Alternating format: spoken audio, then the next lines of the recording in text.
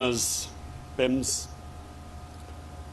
Dr. Nishirwan Barki, Dr. Faisal Sultan, Chairman Dr. Abid Malik, خواتین و حضرات، میں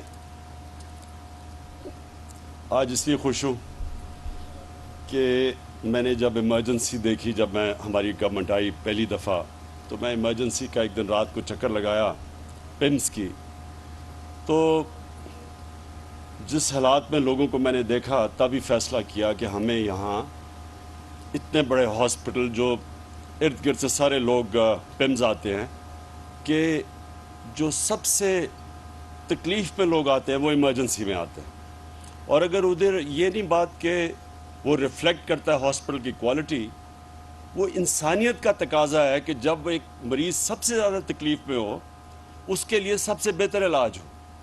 تو یہاں الٹا ہے کہ PIMS کے اندر تو کئی بڑی اچھی ڈپارٹمنٹس ہیں، خاص طور پہ ڈینٹسٹری کی میں تعریف کروں گا، لیکن ایمرجنسی کے حالات بہت برے تھے جب میں نے دیکھا۔ تو آج ہم نے پوری وہ ایک پروسیس سے گزرے ہیں، باہر سے آرکیٹیکٹ جو اسپیشلائزڈ ہاسپٹلز بنانے کے آرکیٹیکٹ ہیں، گرام ریپ، جنہوں نے شوکت خانم کا بھی ڈیزائن کیا اور شوکت خانم دونوں ہاسپٹلز کا ڈیزائن کیا، اور آج اگر شوکت خانم کو دونوں ہاسپٹلز کو جوائنٹ کمیشن انٹرنیشنل کی سرٹیفیکیشن ملی ہے، تو اس کی ایک یہ بھی وجہ ہے کہ وہ ایک بلڈنگ بنی ہوئی ہے، ایک اسپیشلائزڈ ہاسپٹل کے ڈیزائنر نے، آرکیٹیکٹ نے بلڈنگ بنائی ہے۔ تو ہم یہ بھی چاہتے تھے کہ یہاں بھی یہ جو ایمرجنسی بنے وہ ایک اسپیشلائزڈ ہو، یعنی وہ خاص طور پہ کیٹر کرے جو کہ ایمرجنسی کے مریض آتے ہیں۔ تو اس کے لیے پھر گرام ریپ جو کہ امریکن آرکیٹیکٹ ہیں، جو اسپیشلسٹ ہیں، اور میں خاص طور پہ اپنے اوورسیز پاکستانیز کا شکریہ ادا کرنا چاہتا ہوں، کیونکہ انہوں نے اسپانسر کیا، جتنا بھی خرچہ تھا یہ ایمرجنسی کے ڈیزائن پہ، ہمارے اوورسیز پاکستانیز نے وہ خرچہ دیا۔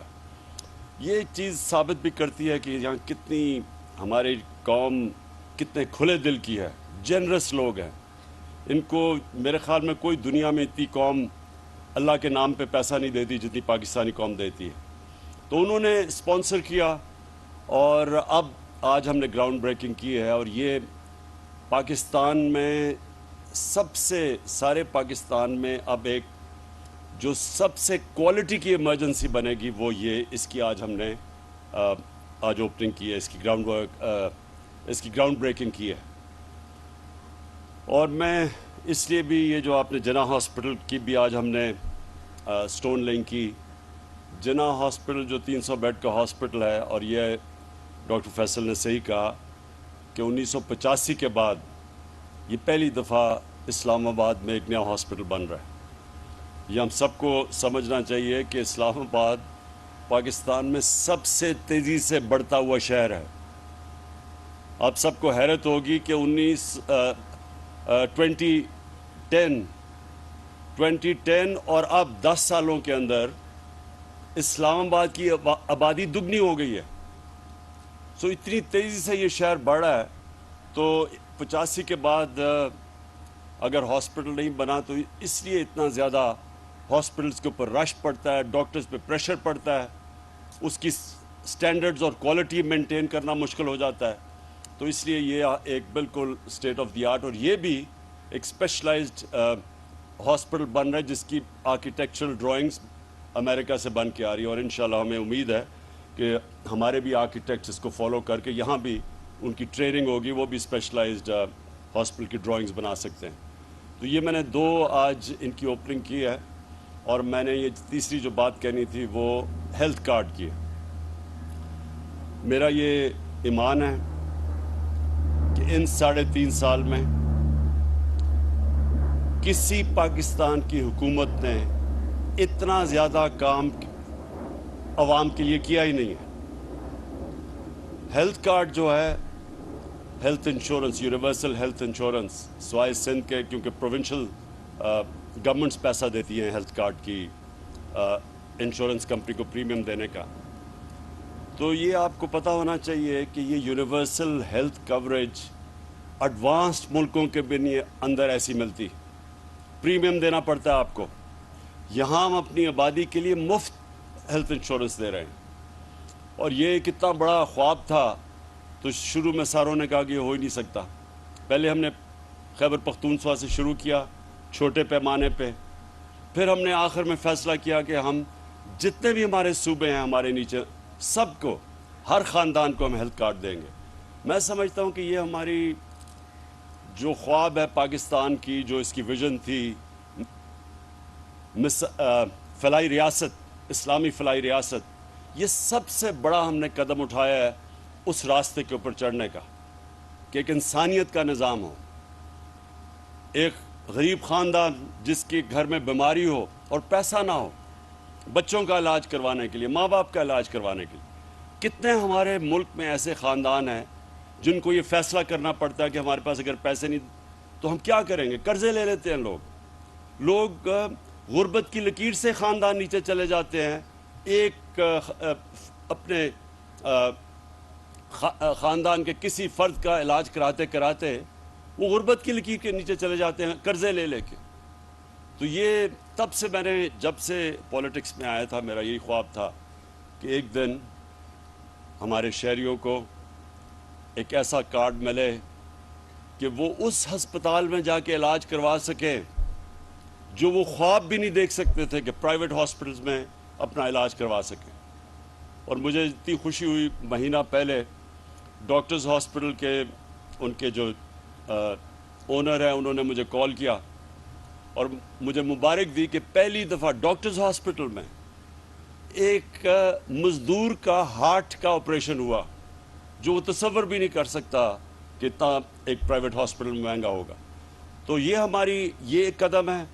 اس سے ایک پورا ہیلتھ سسٹم بنے گا پاکستان میں، پرائیویٹ سیکٹر آئے گا، پبلک پرائیویٹ پارٹنرشپس ہوں گی اب ہاسپٹلز میں، ہیلتھ سسٹم میں، کیونکہ اتنا زیادہ ہم نے پیسہ دیا ہے ہیلتھ انشورنس میں.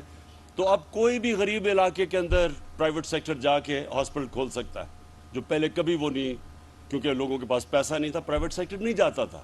اور گورنمنٹ ہاسپٹلز بھی مجھے افسوس سے کہنا پڑتا ہے کہ آپ دیہاتوں کے اندر جائیں، ڈسٹرکٹس میں جائیں، وہاں ڈاکٹرز نہیں ملتے. ڈاکٹرز بھی وہاں جانا پسند نہیں کرتے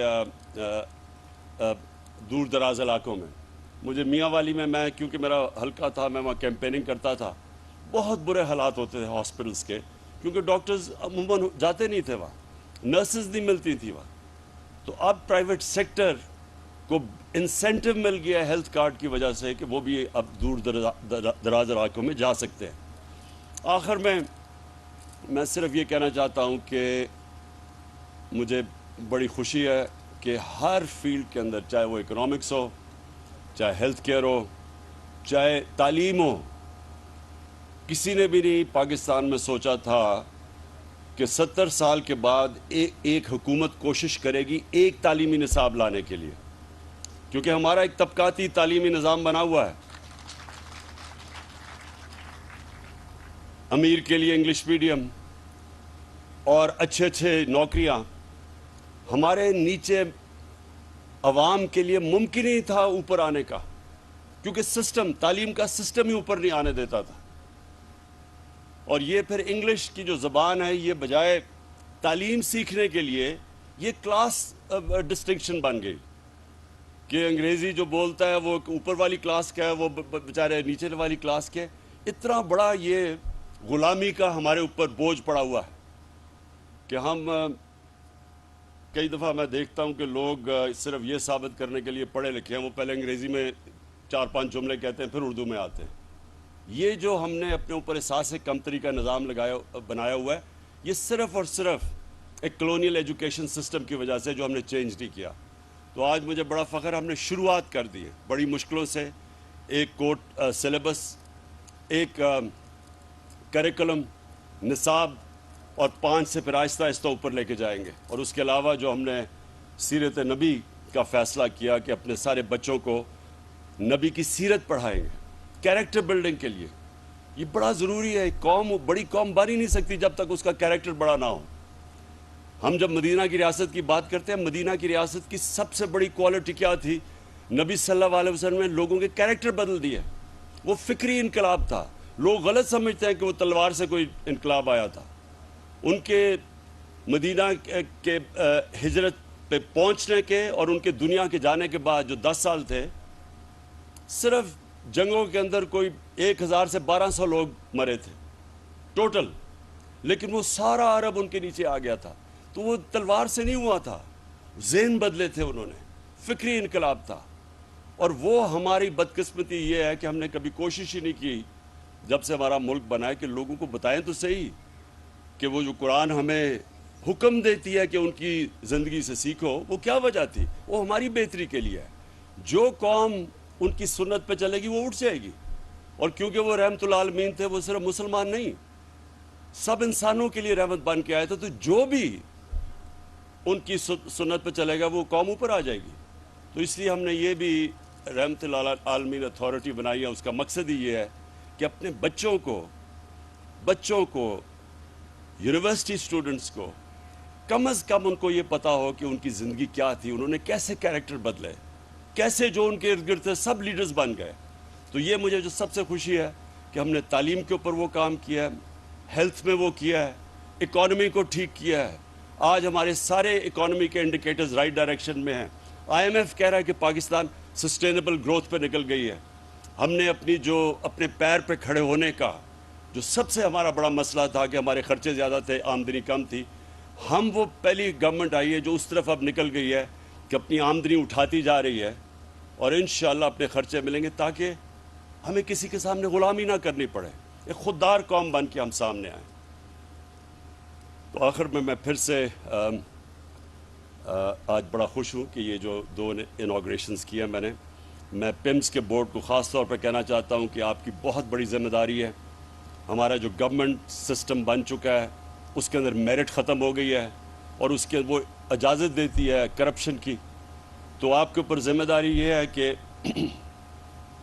आपने वो सिस्टम्स लेके आने हैं जो कि प्राइवेट सेक्टर के अंदर है। जो गवर्नमेंट सेक्टर है वो कोई वजह नहीं कि वो अगर प्राइवेट सेक्टर के सिस्टम्स लेके आए और इंसुलेट कर ले। बोर्ड का बनाने का मकसद ही ये है कि आप बोर्ड वो उस तरह हॉस्पिटल चलाएं जिस तरह प्राइवेट सेक्टर चलता है। यानी आप मेरिट के ऊपर लोगों को लेके आए, मेरिट के ऊपर इंडक्शंस करें। ये जो बना हुआ है जो सीनियर है वो ऊपर आ जाए। अगर सीनियर आपका बेहतरीन चीफ एग्जीक्यूटिव नहीं बन सकता तो जो बेहतरीन है उसको बनना चाहिए। और जितना आप मेरिट के ऊपर लोगों को लेके आएंगे उतना हॉस्पिटल की स्टैंडर्ड ऊपर चली जाएगी। तो बोर्ड का तो मकसद ये है। तो आपकी बहुत बड़ी जिम्मेदारी है, मैं बोर्ड को कहना चाहता हूँ, क्योंकि हमें बड़ी उम्मीद है ये पिम्स में पोटेंशियल है कि ये एक गवर्नमेंट हॉस्पिटल होते हुए पाकिस्तान की प्राइमरी इंस्टीट्यूशन बन सकती है। शुक्रिया। वज़ीर आज़म इमरान खान पिम्स अस्पताल के नए शोबा इमरजेंसी की संगे बुनियाद की तकरीब से खिताब कर रहे थे। उन्होंने कहा कि पाकिस्तान दुनिया में सबसे ज्यादा एहतियात देने वाला मुल्क है। उन्होंने कहा कि सेहत के हवाले से माजी में हुकूमतों ने काम नहीं किया। इसी हवाले से मजीद तफसीलात के लिए हमने राब्ता किया है अपने नुमाइंदे नवीद अजहर से। नवीद, बताइएगा क्या तफसीलात हैं आपके पास?